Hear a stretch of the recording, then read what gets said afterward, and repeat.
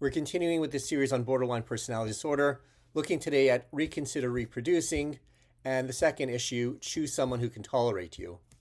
Genetics plays an overwhelmingly important role in who we are and what we are. Borderlines need to be aware that all genes are passed down and influence behavior, emotion, and thinking in some manner.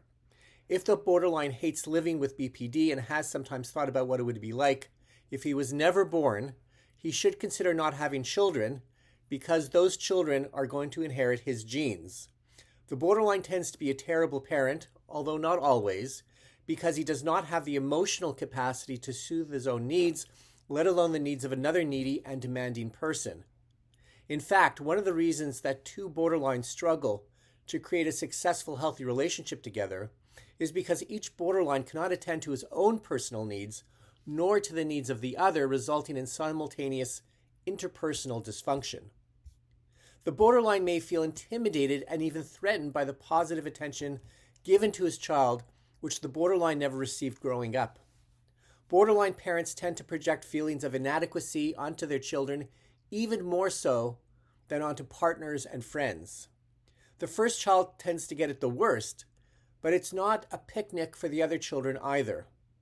Because the borderline has such a poor sense of self and probably low self-esteem, the borderline will nitpick about the child's behavior, thoughts, and feelings in a rigid and even hateful way. The borderline will become so enmeshed with the child that the borderline will be unable to provide competent parenting skills or even respect appropriate boundaries.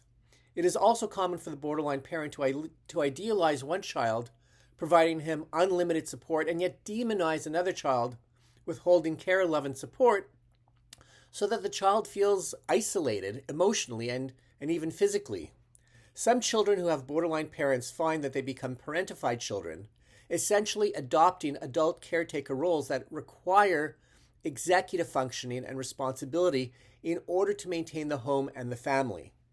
This is similar to children who grow up in a home with an alcoholic parent or even a parent who suffers from a chronic medical disease where the child must act as an adult and sometimes assume responsibilities far beyond what is considered developmentally appropriate.